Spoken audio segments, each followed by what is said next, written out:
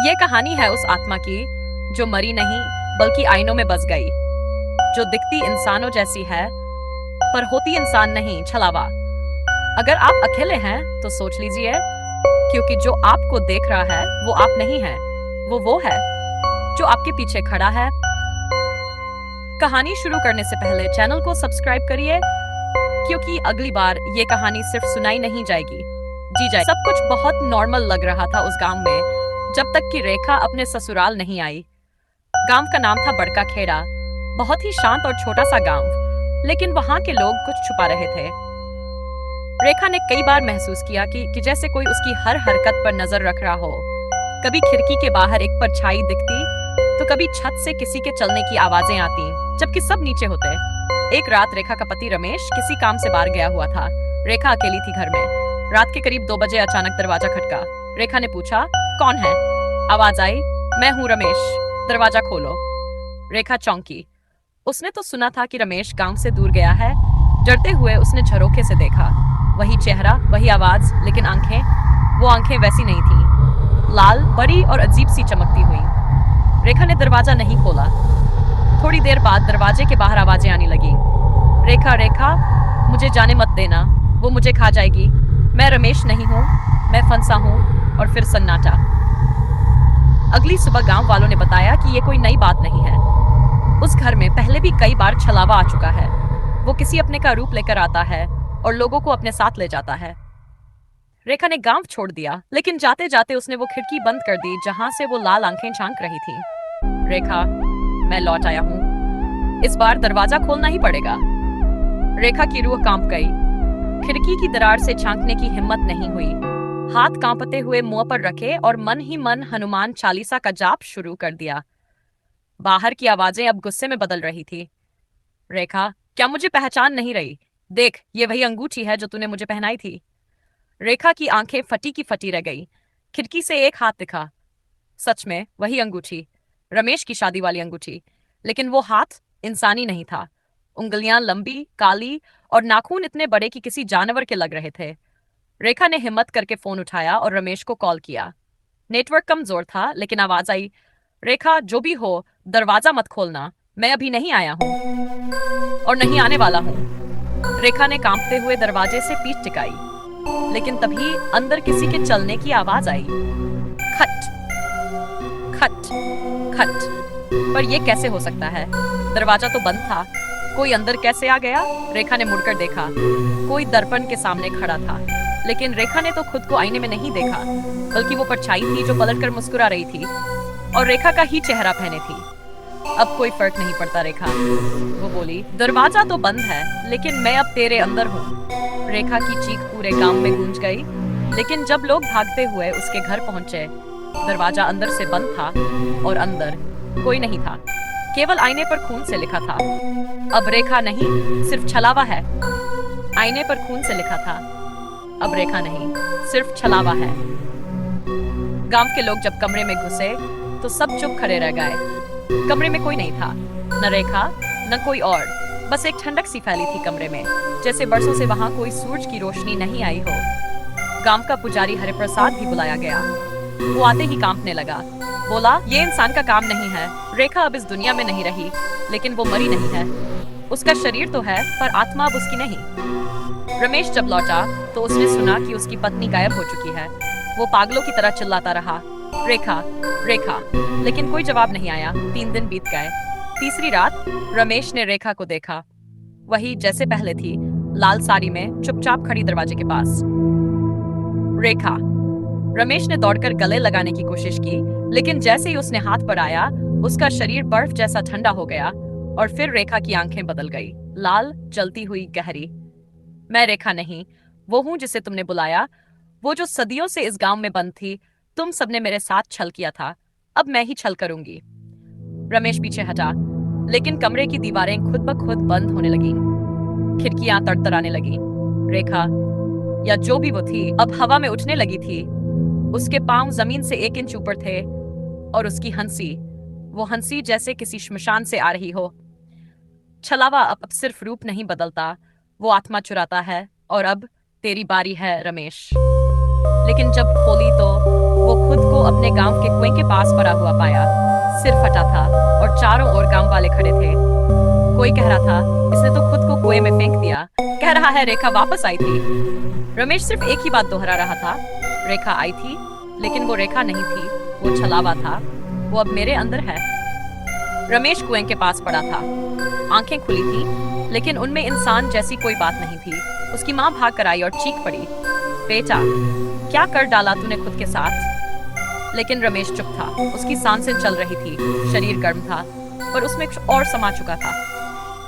उस रात रमेश घर लाया गया। सब सो गए, लेकिन रमेश की आंखें रात भर खुली रही। वो बस एक ही चीज देख रहा था, घर के कोने में रखा हुआ आईना। सुबह तक उस आईने पर कुछ लिख चुका था, खून से। मैं अब वो नहीं हूँ जो पहले था। गांव में अजीब अजीब बातें होने लगी। बकरियां रात में चिल्ला चिल्ला कर मरने लगी। बच्चों ने बताया कि खेतों में रेखा दीदी घूम रही है, जो अब मुस्कुराती नहीं, सीधा आंखों में घूरती है। पुजारी हरिप्रसाद ने रमेश को देखकर कहा, ये शरीर अब शुद्ध नहीं है, इसमें कोई और बोल रहा है। गांव वालों ने तय किया कि रमेश को मंदिर ले जाया जाएगा। लेकिन जब वो सब पहुंचे रमेश के घर, तो दरवाजा अंदर से बंद था। अंदर से सिर्फ एक धीमी घिसटती आवाज आ रही थी, मुझे मत छुओ, मैं अब कोई नहीं हूं, मैं वो हूं जो सदियों से भटका है। लोगों ने दरवाजा तोड़ा। अंदर का नजारा रूह कंपा देने वाला था। रमेश फर्श पर उल्टा पड़ा था। उसकी रीढ़ की हड्डी टेढ़ी दिख रही थी, जैसे कोई उसे मोड़ रहा हो। उसकी आंखें खुली थी, लेकिन सफेद, और उसकी जुबान फटी हुई थी, जैसे किसी ने अंदर से खींचकर काट दी हो। मगर वो बोल रहा था, हर चेहरा अब मेरा है। रेखा गई नहीं, रमेश गया नहीं, अब जो कुछ भी है वो सिर्फ मैं हूं, छलावा। फिर बिजली कड़कने लगी और उसी पल आईना खुद ब खुद फर्श पर गिरकर चूर चूर हो गया। लेकिन जैसे ही कांच टूटा, सबने देखा, हर टुकड़े में अलग अलग चेहरों की परछाइयां थी। कोई रो रहा था, कोई चिल्ला रहा था, और एक चेहरा हंस रहा था। वो रेखा का था।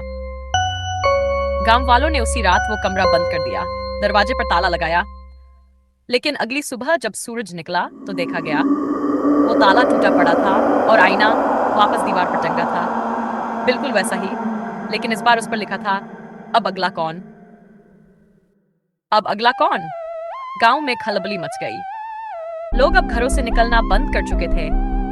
मंदिर के घंटे अब खुद बजते थे, और रात के तीसरे पहर जब सब सोते, किसी के गुनगुनाने की आवाज आती, छलावा, छलावा, तू अब किस में आएगा? रमेश के घर को वीरान कर दिया गया। वहां जाने की सख्त मनाही थी।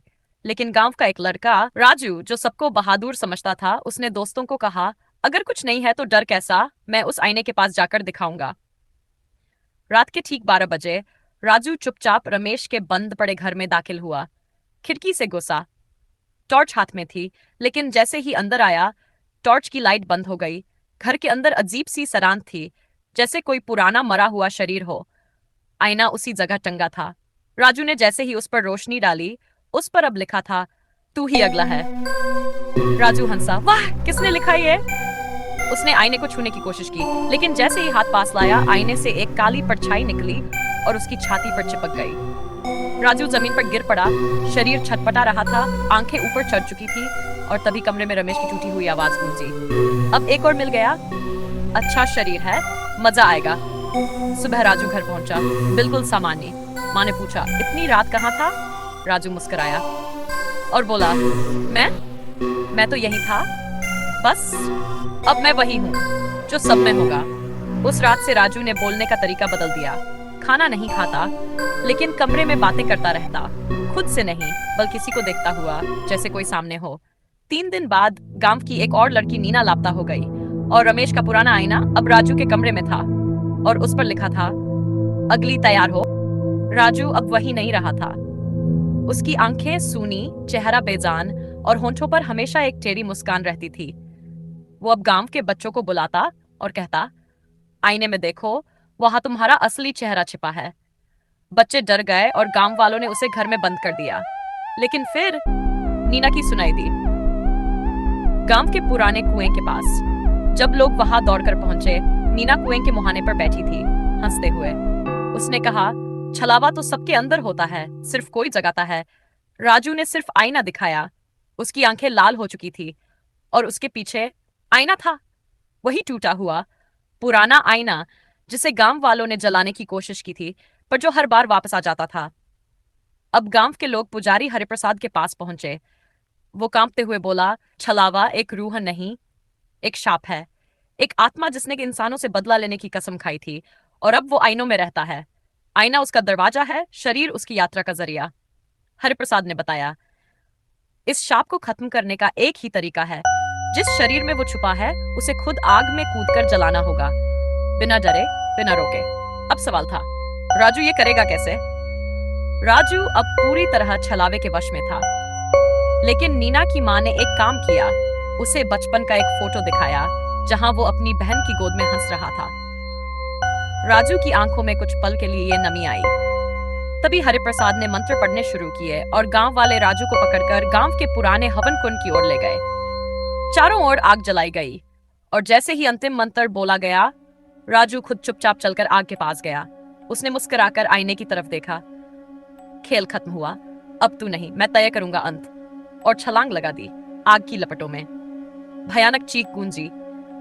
कोई एक नहीं, सैकड़ों आवाजें, जैसे कई आत्मा एक साथ रो पड़ी हों। और फिर शांति। आईना चटकर फूट गया, टुकड़े राख में बदल गए। गांव फिर से शांत हो गया। लेकिन आज भी जब कोई नया आईना खरीदा जाता है उस गांव में, लोग कहते हैं, ध्यान रखना, कहीं वो फिर से न झांके। अगला बनकर कहानी खत्म हुई। पर क्या छलावा कभी सच में खत्म होता है, या वो बस सो रहा है किसी अगले चेहरे के इंतजार में? तो ये थी छलावा की वो कहानी, जहां डर सिर्फ बाहर नहीं था, भीतर भी था।